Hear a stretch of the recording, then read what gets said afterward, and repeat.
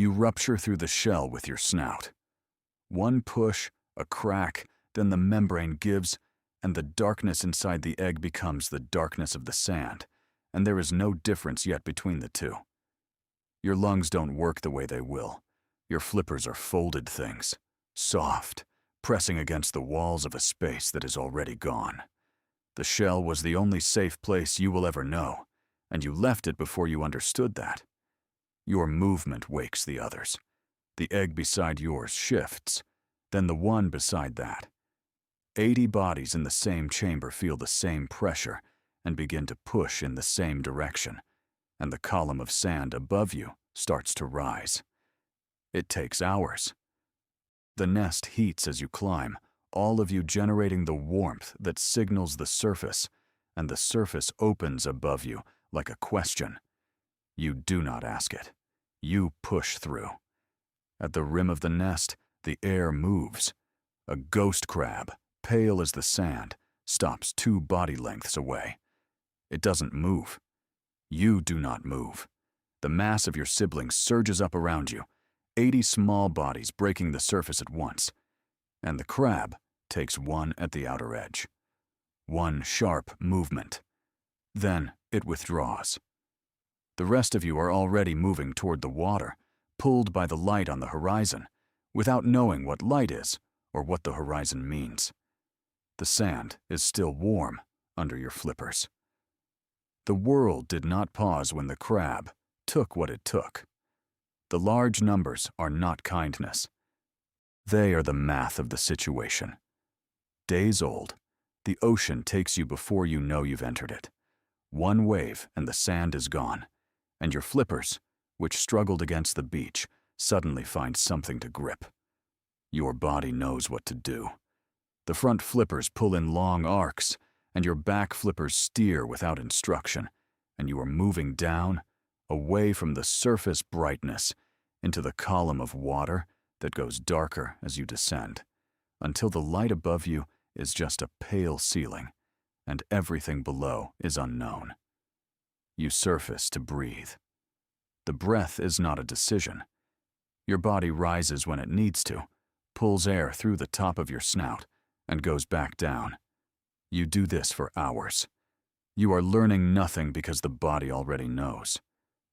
What you are building, without language for it, is distance. That the water behind you is different from the water ahead.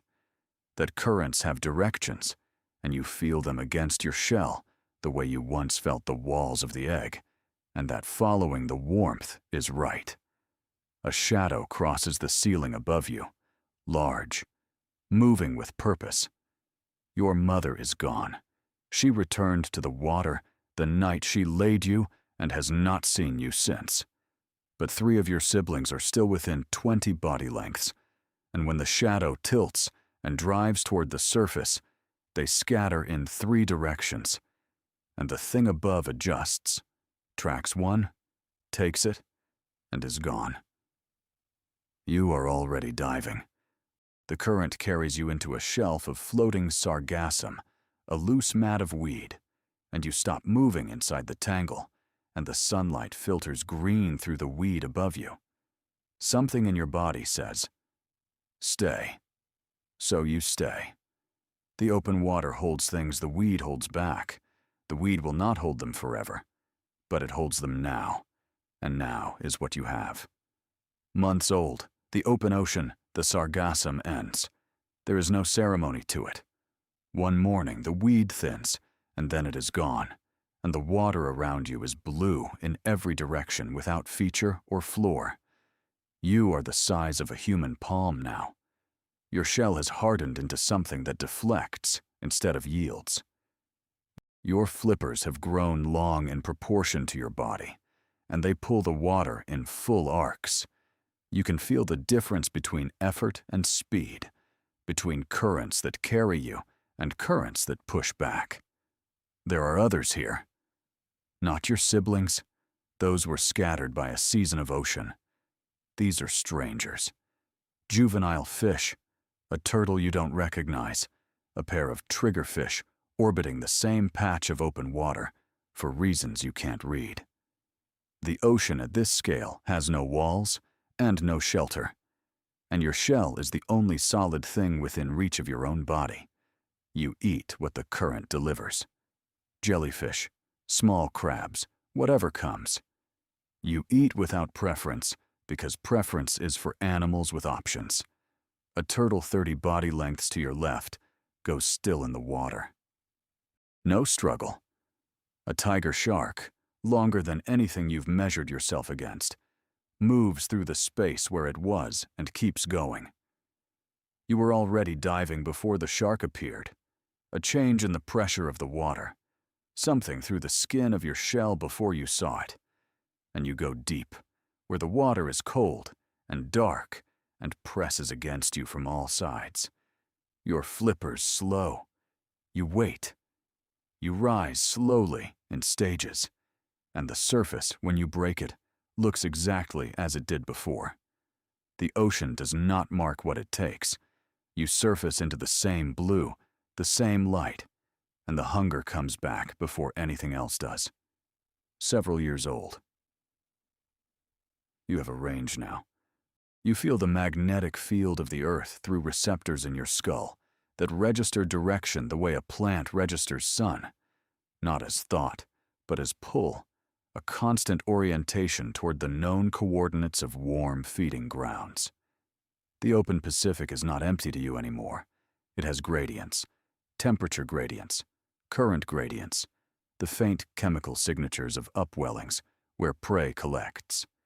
Your flippers work in long, efficient strokes that barely disturb the surface.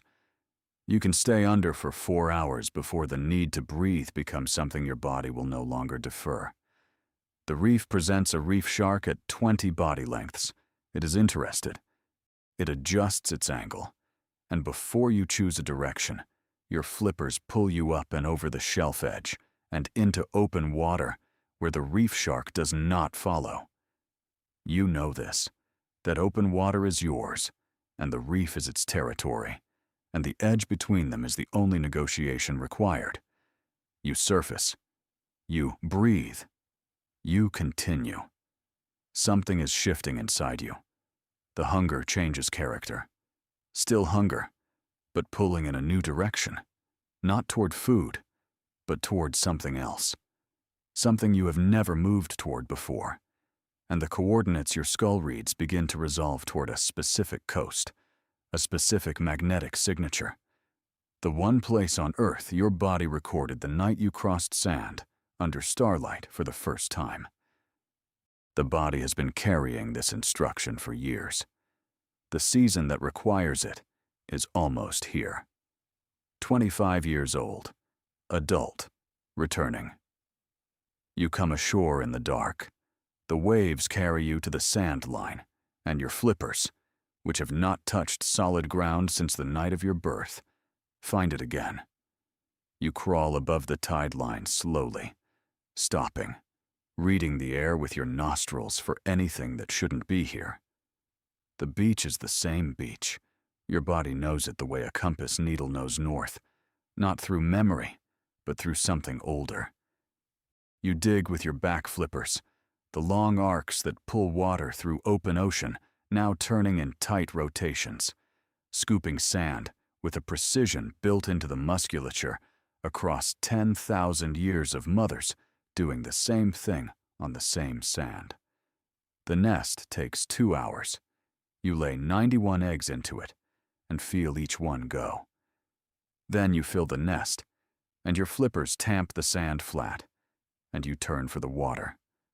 The beach is yours in this moment, more than it has been anything to anyone.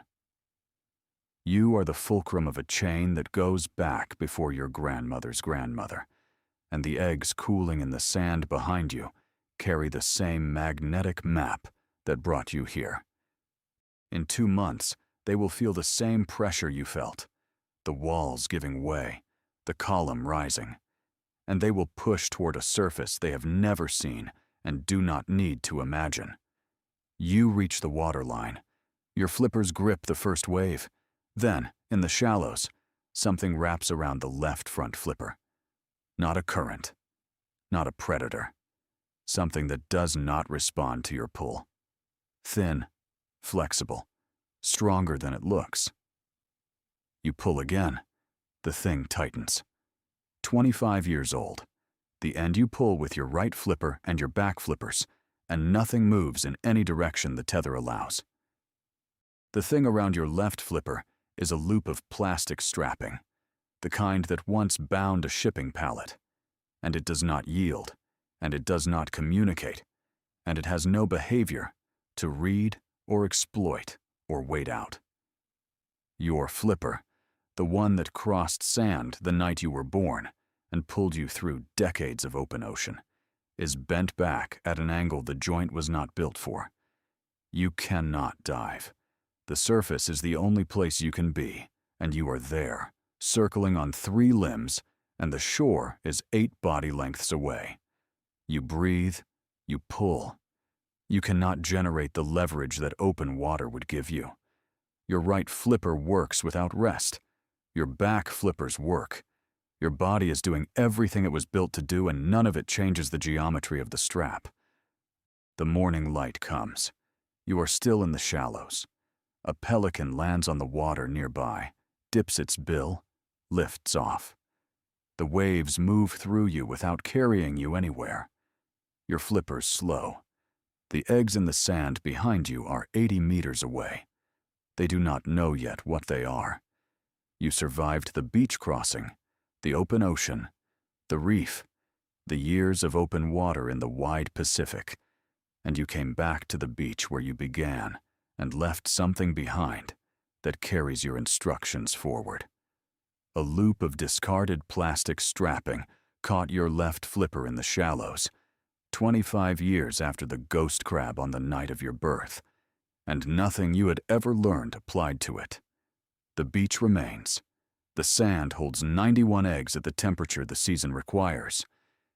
In 7 weeks, they will feel the same pressure you felt, the walls giving way, the column rising, and they will push toward a surface they have never seen and don't need to imagine.